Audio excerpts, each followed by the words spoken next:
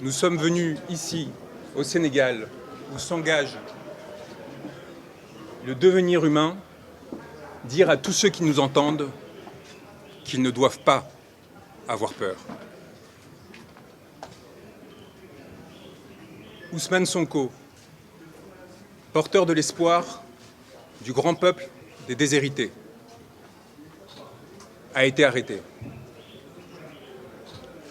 Ce n'est pas le cas de l'espoir qui se levait à ses côtés. Cet espoir que les balles n'ont pas réussi à détenir résonne par-delà ces contrées. Il s'élève et s'appose dans les cœurs des centaines de milliers d'exilés qui, de Paris à Hong Kong, ont dû fuir la misère que leurs gouvernants généraient. Cet espoir va au-delà.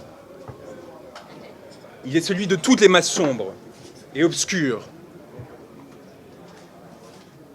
qui, partant des jeunes déshérités de Thiès, voguent jusqu'aux gilets jaunes français, en passant par les enfants de Gaza, les femmes et hommes maltraités, tous ceux qui crient liberté, dignité, souveraineté. Cet espoir, aucune digue et aucun procureur ne saura l'arrêter. Je suis venu vous dire, monsieur le procureur, qu'une masse sombre et obscure vous toise, vous et vos décisions d'apparence si fermes et si assurées. Une masse sombre et obscure qui fut celle de vos ancêtres. Qui fut celle qui, en des temps reculés, se leva pour mettre fin au regard clair qui l'esclavagisait et la soumettait.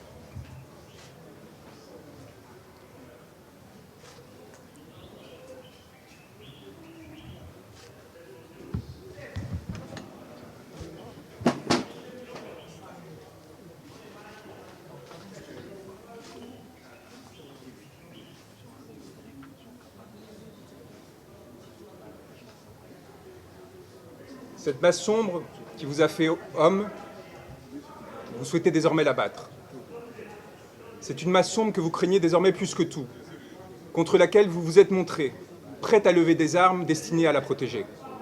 Monsieur le procureur de la République, l'espoir du monde résonne au Sénégal, où un juste, il y a quelques années, s'est levé.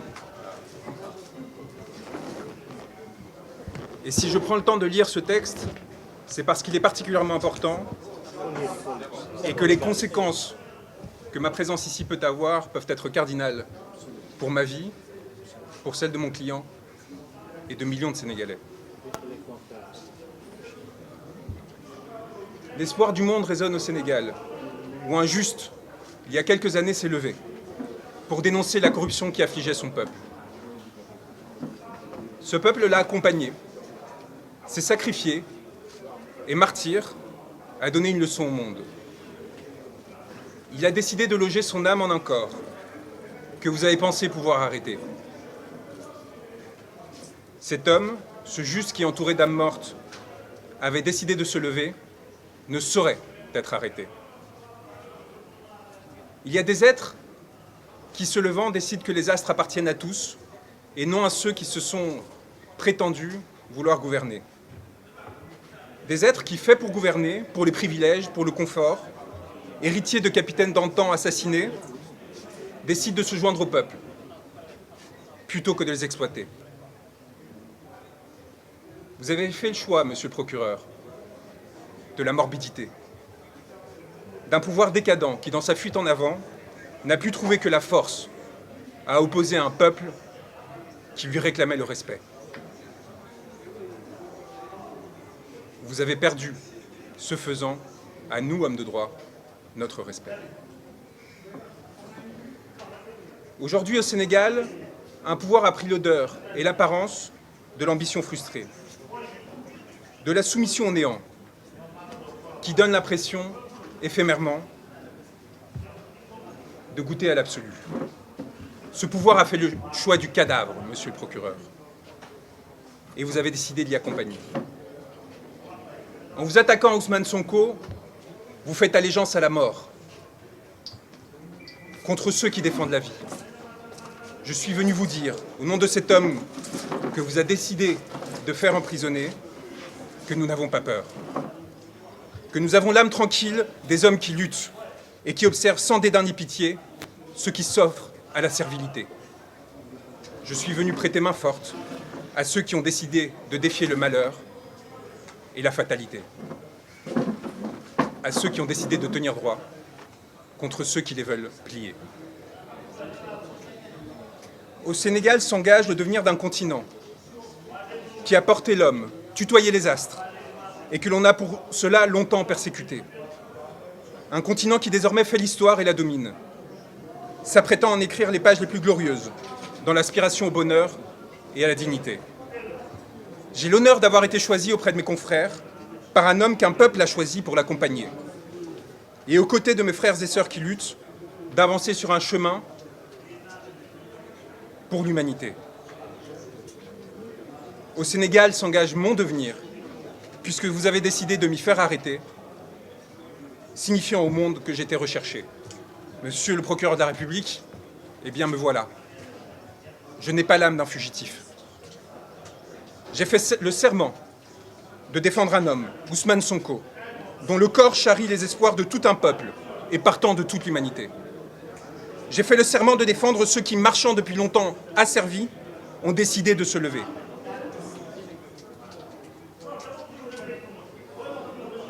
Vous avez décidé de le faire arrêter, ce corps qui s'est érigé, s'est redressé, et à travers lui, d'arrêter 17 millions de Sénégalais.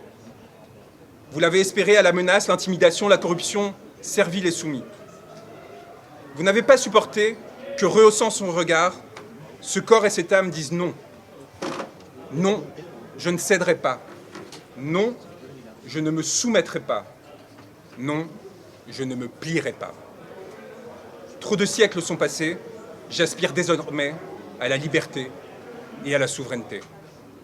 C'est donc tout naturellement en tant qu'avocat, mais également en tant qu'homme, qui sait ce qu'il doit aux siens, à tous ceux qui luttent, quelle que soit leur origine et leur couleur de peau, que je suis venu me porter à ses côtés.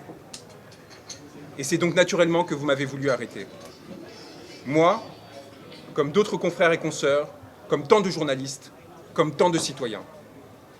Car vous savez les reconnaître, monsieur le procureur.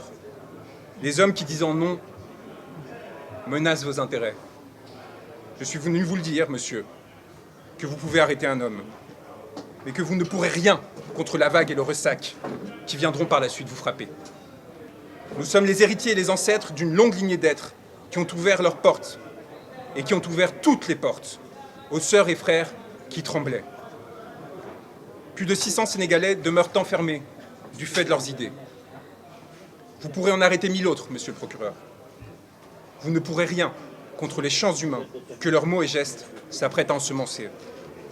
Monsieur le procureur, je suis venu ici à Dakar vous dire que nous serons vos spectres et que plus jamais vous nous échapperez. Dans la nuit, dans le jour, aux côtés de ceux qui successivement se lèveront pour la justice et la vérité, vous nous aurez à vos côtés. Âme rôdante, torturée, pillée, assassinée, prête à frapper. Je suis venu vous dire, et je finirai là-dessus, qu'il n'y a de tranquillité que pour l'homme libre et pour celui qui à l'homme s'est voué. Les crimes que vous avez commis, messieurs les gouvernants, messieurs les magistrats, messieurs les hauts fonctionnaires, que vous avez autorisés, ordonnés, se sont inscrits dans la chair de l'humanité, imprescriptibles, et reviendront toute votre vie vous hanter. Et nous serons leurs garants, ceux qui s'assureront que plus jamais ces morts, ces blessés ne soient oubliés. Morts ou vivants, arrêtés ou libres, nous viendrons vous susurrer cette parole qui, jusqu'au plus profond de votre intimité, vous laissant trembler, agiter, accabler, prêts à tout pour vous sauver, vous ont amené à l'irréparable. Vous êtes damnés.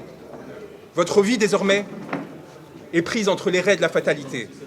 Vous êtes la tragédie, et vous rêvez de nous y emporter.